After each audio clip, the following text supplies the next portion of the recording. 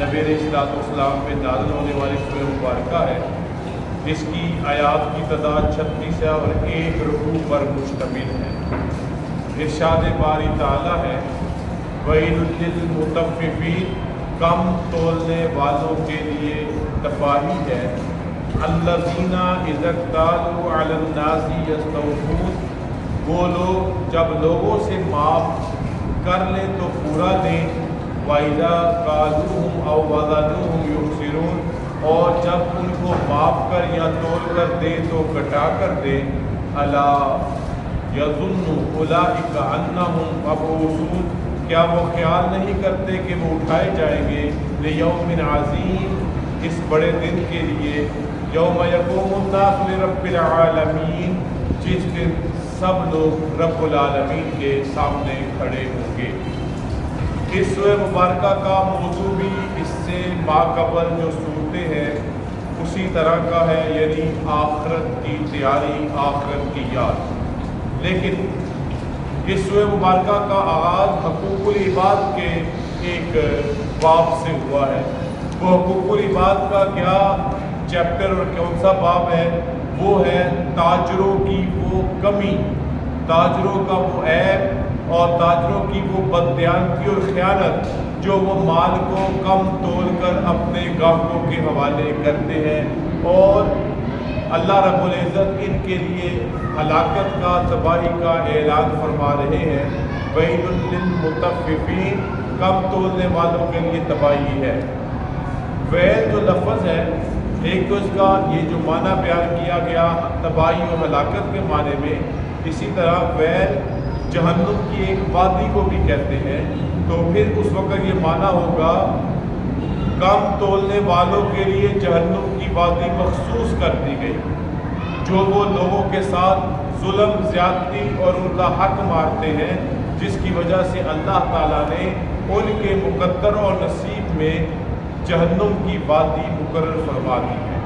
اب ان کا رویہ کیا ہے؟ اللہ تعالیٰ اگلی دو آیتوں میں بیان کرتے ہیں، الَّذِينَ إِذَا اكْتَالُوا عَلَى النَّاسِ يَسْتَوْفُونَ، جب یہ لوگوں سے معاف کر لیں تو پورا دیں، یعنی جب یہ سودا خریدنے جاتے ہیں، منڈی میں جاتے ہیں، زیادہ مقدار میں چیز خریدتے ہیں، تو پھر بڑا خیال کرتے ہیں کہ ہمارا کسی طرح بھی وزن کم نہیں ہونا چاہیے، ہمیں ہمارا تول، ہمارا ماپ، ہمارا وزن جو ہم خرید رہے ہیں یستوفون، وہ پورا پورا ملنا چاہیے۔ ٹھیک، اچھی بات ہے، اس میں کوئی مذائقہ نہیں ہے کہ تاجر کو، تجارت کرنے والے کو اپنا پورا حق لینا چاہیے جو اس کا مقرر ہے۔ لیکن دوسری طرف کیا کرتے ہیں؟ وَإِذَا كَالُوهُمْ أَوْ وَزَنُوهُمْ يُخْسِرُونَ، جب ان کو ماپ کر یا تول کر دیتے ہیں تو گھٹا دیتے ہیں، جب کسی گاہک کو دیتے ہیں، جب کسی خریدار کو دیتے ہیں تو پھر ناپ تول میں کمی کرتے ہیں۔ یہ ہے وہ برائی جس کی وجہ سے اللہ تعالیٰ نے ان کے لیے تباہی اور ہلاکت مقرر فرمائی ہے، اور اگر ویل کا معنی جہنم کی وادی کیا جائے تو ان کے لیے وہ جہنم کی وادی ان کا ٹھکانہ بنایا گیا۔ چوتھی آیت میں اللہ فرماتے ہیں یہ سب کچھ ہم کیوں کرتے ہیں؟ انسانوں کے ایسے رویے کیوں ہوتے ہیں؟ وہ حقوق اللہ اور حقوق العباد میں کیوں بددیانتی و خیانت کا مظاہرہ کرتے ہیں؟ الا یظن اولئک انہم مبعوثون، کیا وہ خیال نہیں کرتے کہ وہ اٹھائے جائیں گے؟ یعنی کیا دنیا ہی سب کچھ ہے؟ دنیا کی کمائی ہی سب کچھ ہے؟ دنیا کا فائدہ ہی سب کچھ ہے؟ ہرگز نہیں، بلکہ ان کو اپنے اعمال کا، اپنی کرتوتوں کا، اپنے افعال کا ایک دن حساب دینا پڑے گا۔ وہ دن کون سا ہے؟ لیوم عظیم، اس بڑے دن کے لیے۔ اس سے مراد ہے قیامت کا دن۔ قیامت کے دن کا منظر کیا ہوگا؟ یوم یقوم الناس لرب العالمین، جس دن سب لوگ رب العالمین کے سامنے کھڑے ہوں گے۔ اور سامنے کھڑے ہونے کا کیا مقصد ہے؟ جب یہ اللہ رب العزت کو اپنی زندگی کے اعمال کا حساب کتاب دے رہے ہوں گے، اللہ کے سامنے پیشی ہوگی۔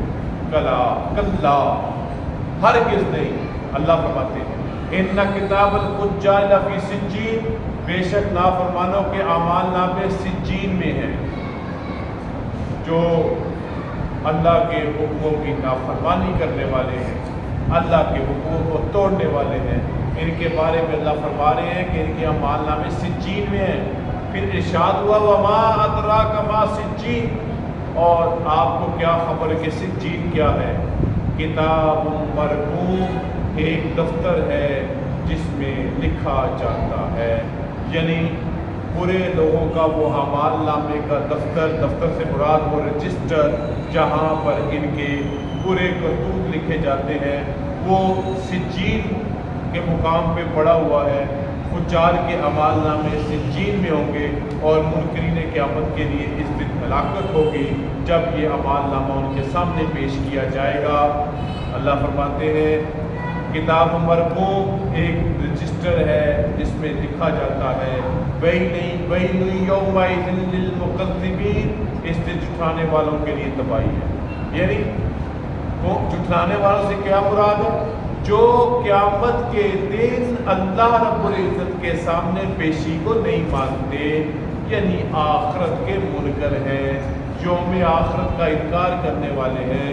اللہ نے ان کے بارے میں فرمایا وَيْلٌ يَوْمَئِذٍ لِّلْمُكَذِّبِينَ، اس دن جھٹلانے والوں کی تباہی ہے۔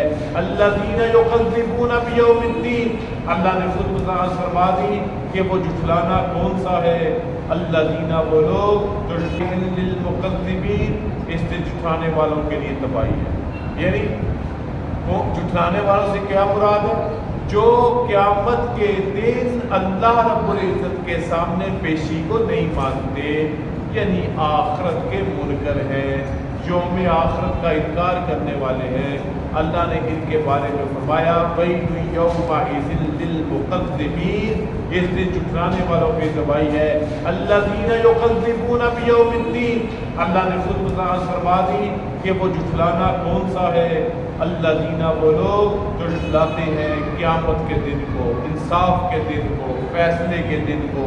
وَمَا يُكَذِّبُ بِهِ إِلَّا كُلُّ مُعْتَدٍ أَثِيمٍ، اس کو وہی جھٹلاتا ہے، یعنی قیامت کے دن کو جھٹلانے والے وہی ہیں جو حد سے بڑے ہوئے گناہگار ہیں، جو گناہوں میں حد سے تجاوز کر گئے ہیں۔ اذا تتلی علیہ آیاتنا قال اساطیر الاولین، جب آپ ان کے سامنے ہماری آیات کی تلاوت کرتے ہیں، قرآن مجید پڑھتے ہیں، اس کے قرآن مجید کے سبق کو دہراتے ہیں، تو کیا کہتے ہیں؟ اساطیر الاولین، یہ تو بس پہلوں کی کہانیاں ہیں۔ کلا بل، ہرگز نہیں، ران علی قلوبہم ما کانوا یکسبون، اللہ تعالیٰ نے ان کے ان کاموں کی وجہ سے کہ آخرت کو نہ ماننا، قرآن مجید کو پہلے لوگوں کی کہانیاں کہنا، گناہ میں حد سے بڑے ہوئے کہنا، جس کی وجہ سے اللہ نے ان کے دلوں پر زنگ لگا دیا ہے، ان کے دل زنگ آلود ہو چکے ہیں۔ کلا انہم عن ربہم یومئذ لمحجوبون، ہرگز نہیں، بے شک وہ اپنے رب سے اس دن روک دیے جائیں گے، یعنی ان کو بارگاہ الہی میں حاضری کی اجازت نہیں ہوگی۔ ثم انہم لصالو الجحیم، اس کا دوسرا معنی کہ اللہ رب العزت کی رحمت سے محروم کر دیے جائیں گے۔ کیوں؟ رحمت سے محروم ہونے کا کیا مطلب؟ پھر وہ بے شک دوزخ میں گرنے والے ہیں۔ جب اللہ کی رحمت ان کے لیے خاص نہیں، مختص نہیں، مقرر نہیں، تو ان کا ٹھکانہ ہوگا جہنم۔ ثم یقال ھذا الذی کنتم بہ تکذبون، پھر کہا جائے گا یہی ہے وہ جسے تم جھٹلاتے تھے، یعنی یہ جہنم، اس کا عذاب، اس کی سزا، جس کو تم جھٹلاتے رہے اور تم اپنی زندگی میں اور زندگی کے فائدوں میں اور اس کے نفعوں میں اپنے آپ کو ایسا غرق کیا۔ اب دیکھ لو جس جہنم میں تمہیں پھینکا جا رہا ہے، یہ وہی ہے جس کو تم جھٹلاتے تھے۔ اللہ تعالیٰ ہمیں جہنم کے ہر عذاب سے محفوظ رکھے۔ اگلی آیات میں اللہ تعالیٰ اولاً علیین کا تذکرہ فرما رہے ہیں، یعنی جو نیک لوگ ہیں ان کا مقام اور مرتبہ کہاں پہ ہوگا۔ انشاءاللہ آئندہ درس میں ان کا تذکرہ ہوگا۔ اللہ تعالیٰ ہم سب کو قرآن مجید پڑھنے، سمجھنے اور سب سے پڑھ کر اس پر عمل کرنے کی توفیق نصیب فرمائے۔ وآخر دعوانا ان الحمد للہ رب العالمین۔ الحمدللہ رب العالمین والصلاة والسلام علی رسولہ الکریم ربنا آتنا فی الدنیا حسنۃ وفی الآخرۃ حسنۃ وقنا عذاب النار ربنا لا تزغ قلوبنا بعد إذ هديتنا وهب لنا من لدنك رحمة إنك أنت الوهاب ربنا اغفر لنا وارحمنا ولا تحرمنا فانصرنا على القوم الكافرين یا رب العالمین جتنے بھی مسلمان بیماروں کو شفا عطا فرما، خصوصاً ہمارے حاجی عبداللہ صاحب شدید بیمار یا رب شفا عطا فرما، صحت عطا فرما، جتنے بھی مسلمان فوت ہو چکے ہیں سب کی بخشش و مغفرت فرما، ان کے دراجات کو بلند فرما، آخرت کی منازل کو آسان فرما، جو زندہ ہیں ہر فتنے آزمائش مصیبت بیماری بلا سے محفوظ فرما۔ ربنا تقبل منا انک انت السمیع العلیم وتب علینا انک انت التواب۔ وصلی اللہ علیہ وسلم۔